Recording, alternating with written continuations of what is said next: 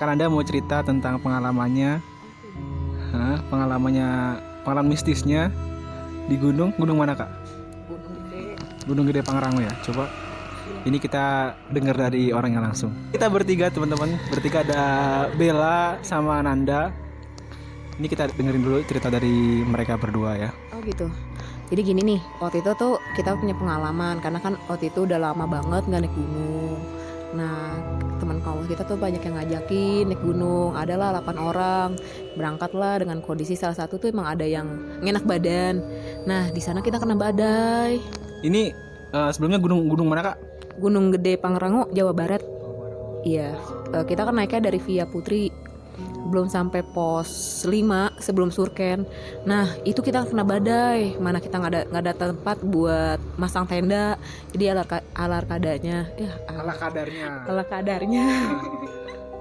Nah, tiba-tiba teman kita yang sakit itu, yang badannya nggak enak, hipo. Salah satu teman kita tuh yang cowok tuh ada yang masih baru banget lah buat naik gunung tuh, baru banget ya. Baru pertama kali. Dia tuh panik, disangkanya teman kita tuh kesurupan. Padahal mah hipo. Nah, dari situlah banyak sesuatu yang aneh. Mau nggak mau kan kita harus turun, nggak maksain ke pos 5 ke Surken. Turun itu sekitar jam 10-an. Ya tau lah namanya hutan ya, itu gelap banget, nggak ada lampu. Kita cuma ngandalin headlamp aja. Iya, sama handphone dari center handphone. Udahlah di situ balik ke rumah karena memang keadaan juga nggak bisa dipaksain ya bos ya. Balik ke rumah. Dari gunung nggak nyampe puncaknya. Kita sampai pos 1 lagi, sampai nunggu pagi, langsung kita pulang ke rumah. Nah, pulang pada masing-masing ke rumah itu parah. Kadang ada yang ngikutin dari teman kita yang hipo itu pernah bilang, kan dia kan anak kosan ya, kamarnya itu di depan jendelanya itu katanya ada yang ketuk, ada yang ngeliatin aja. Nah, gue pun ya sebut aja lah teman kita tuh yang hipo namanya, ya inisialnya W. Katanya sih depan kosannya itu, depan jendelanya itu kayak ada ngeliatin, pundak itu berat. Nah, sedangkan gue tuh pas tidur sampai di rumah biasanya mati lampu nih, tiba-tiba gue nyalain. Karena sebelum gue nyalain lampu itu, samping tidur gue tuh kayak ada sosok cowok tinggi, putih, bersinar gitu. Gue kira tuh malaikat penyambut nyawa. Kok lu ketawa sih bos? Enggak, tapi itu sosoknya langsung kelihatan atau hanya perasaan aja? Dia kayak kalau kita belum mulai pas lagi merem gitu kelihatan. Merem, tapi dia mukanya rata, coba ngeliatin aja. Gue masih inget banget. Di situ tuh dia ngeliatin doang, tapi nggak ada mata, nggak ada hidung, pokoknya rata, ngeliatin doang. Itu sampai gue tuh negatif. Ini umur gue pendek apa enggak ya? Serius. Mati ya. Iya, ini penyambut nyawa coba gitu. Kayak gitu, pokoknya aneh sih. Tapi gue nggak mau yang berasa ketakutan. Karena kalau misalkan gue takut, gue nggak bisa naik gunung lagi. Iya. Tapi itu kayak biasanya kan orang kayak direp-rep gitu, ada gue bukan direp-rep. Rasanya langsung atau rep-rep itu kan biasanya kan setannya atau itunya kan kayak ngejailin kita. Kalau ini kan nggak, dia cuma ngeliatin doang. Dia nggak tuh sosok orang yang muka rata itu nggak ngejailin kita. Tapi kan ngeliatin ke sampean kan? Sampean. Tapi kan ngeliatin ke kakak Anda, otomatis mereka dia itu apa namanya? Kayak nunjukin. Emang Anda nggak terasa terganggu? Kalau misalkan dikata rep-repan tuh, gue tuh kayak minta tolong tuh susah. Kalau ini bukan rep-repan sih. Tapi pernah ngerasain rep-repan? Pernah lah, kayak orang mau jatuh tuh. Iya, semua pasti pernah. Kayak diketawain gitu, terus nggak bisa melek, teriak-teriak, tapi nggak ada yang nolongin gitu. Itu berapa kali rep-repan? Sering. Iya. Berarti Anda kurang berdoa. Belum berdoa sebelum tidur. Lu cuci kaki, cuci tangan kayaknya dia. Ya mungkin pas di gunung nih, pas naik ke atas gunung nih, iya? ada nggak, setiap gunung kan ada pantangan tuh, ada nggak melanggar pantangan kayak berkata-kata? Enggak, karena kan kita emang kalau ngomong emang agak frontal, tapi kalau di gunung bener-bener dihati-hati. Tapi belum lama ini kan gue kan Januari awal, karena emang udah gatel banget kaki kan ya. Gue ke Gunung Lawu. Sebenarnya tuh Gunung Lawu itu nggak masuk daftar list perjalanan trip gue gitu, tapi karena si Lawu ini nggak ditutup, beda dengan gunung-gunung lain. Gunung-gunung lain tuh ditutup. Apa sih namanya? Before you're hearing this podcast, please comment, like, and subscribe. Thank you. Lockdown. Bukan lockdown. Kok lockdown? Apa ya? Apa ya namanya kalau Kalau yang tempat lain, kalau apa namanya, kalau di Gunung Lawu itu kan jarang ditutup. Apa sih namanya?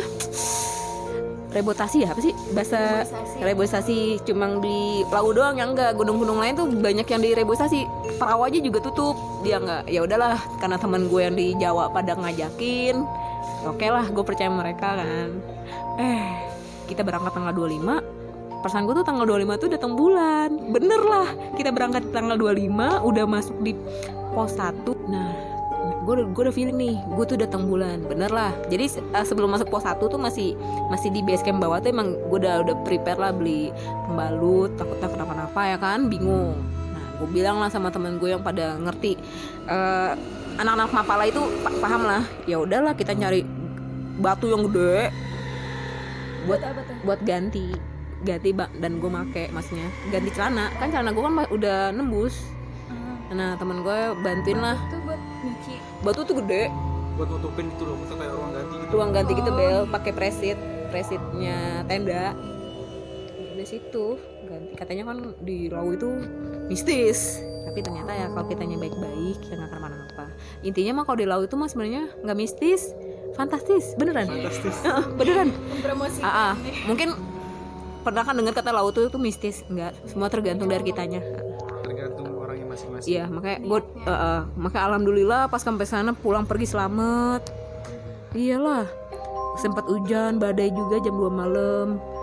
Ngeri, dinginnya udah kayak tahu. Berarti selama beberapa kali naik gunung ini yang paling berkesan mistisnya itu yang ini, yang perahu itu. Gunung Gede. Oh, Gunung Gede ini yang tadi ini yang diceritain tadi ya. Iya, itu sebenarnya tuh parah.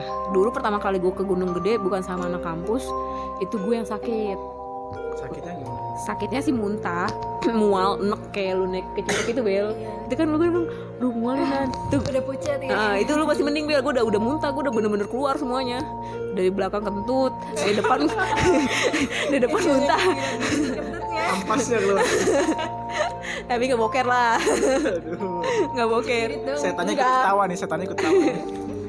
Tapi emang kalau gue akuin ya, dibandingin Lawu sama Gede, kayaknya banyakan di Gede kayaknya iniannya, hawa-hawa mistisnya. Makanya Surken tuh gimana ya? Katanya sih ada kerajaan jin katanya. Emang gue nggak tahu lah. Jadi jangan. Pasar gue itu. Katanya pasar goib. Kok tau dulu sih Bel? Tahu lah. Tapi kalau waktu di Lawu gue lewat pasar Dieng, katanya kalau lewat sana kalau ada yang bahasa Jawanya apa sih? Beli mbak, mas gitu. Tuku mbak, tuku mas.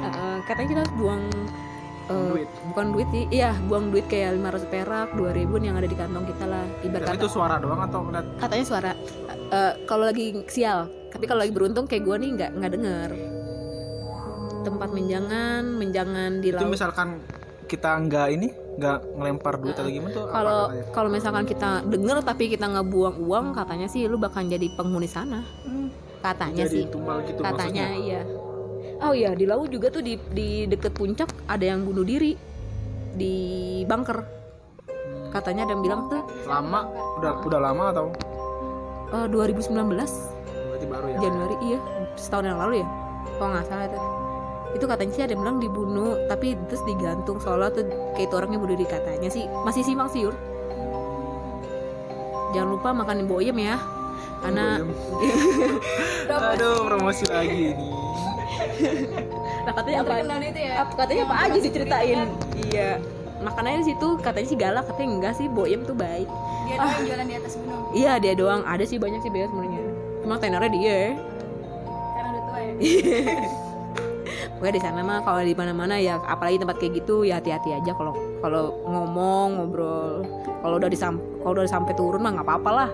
Lu tau gue kan bacot gue parah ya, dia setidaknya ngomongnya baik-baik. Bella ada yang tanyain Bella coba. Enggak, pas di atas lu pernah nemuin sesuatu yang aneh-aneh enggak? Di atas nggak ada yang nemuin aneh-aneh. Malah dapat teman sih kalau yang aneh. Iya, terus lanjut. Nggak dapat yang aneh-aneh, malah dapat teman baru. Kalau naik gunung tuh makin banyak temen, bukan berkurang temen, malah banyak temen dari daerah lain. Jadi setiap gunung itu pantangannya beda-beda ya. Beda-beda. Katanya di Lawu itu nggak boleh pakai baju hijau, tapi nyatanya tas gue tuh warna hijau. Nyi Roro Kidul mungkin ya. Terus Gue nggak ngerti deh itu kalau terus warna gimana? hijau. Nggak apa-apa. Tapi katanya bahaya kalau pakai baju hijau, nanti diambil apa gimana. Tapi kalau dari bawah diperingatin gitu kan, maksudnya dikasih tahu sama. Temen gue tuh anak lama semua Bel. Tapi enggak sih, gue juga nggak nyangka gue pakai tas hijau. Nggak disuruh ganti tuh. Enggak kenapa. Apa lagi? Dapat jodoh nggak? Dapat jodoh nggak ada? Banyak fans sih jadinya pada sama gua. Pasti yang masih muda-muda ya. Enggak juga sih, partai berumah juga ada, muda juga ada. Tapi nggak jadi. Ya tergantung gue nya. Kok cantik banget anjir. Tinggal milih ya. Gue tuh termasuk orang jahat ya, ternyata tuh kita tuh kalau misalkan naik ditemenin, turun ditinggalin itu namanya orang nggak punya kemanusiaan. Apa? Manusiawi. Apa sih? Nggak punya. Rasa kemanusiaan. Manusiawi. Iya. Katanya gitu, karena gue kan mikir kan gue lagi datang bulan, gue pengen buru-buru turun. Terus turun duluan. Gue turun duluan bareng sama orang Kediri yang gue gak kenal.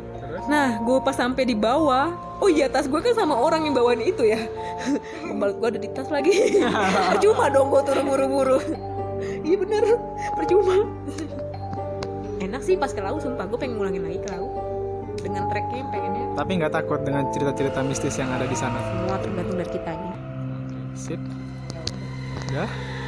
Mungkin buat rekan Anda ada pesan-pesan buat anak-anak yang mau ngendaki ke laut atau kemana Ya. gitu, apa aja pantangannya atau Kalau untuk pantangan sih itu ya paling kecil sih kayak ngomong doang. Intinya kalau misalkan naik gunung dipreparein, jangan asal-asalan karena gunung bukan tempat biasa. Gunung tuh kan dingin hawanya. Kayak obat-obatan harus dipersiapin, bajunya juga jangan asal-asal dipakai. Jeans terutama jangan dipakai. jadi nggak boleh pakai jeans. Jangan, karena jeans itu mengikutin hawa. Bukan, misalkan lu pakai jeans hawanya dingin lu kedinginan. Kalau lu hawanya panas lu pasti panas. Gitu. Thank you kan Anda.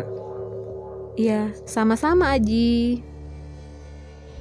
Thank you for your watching.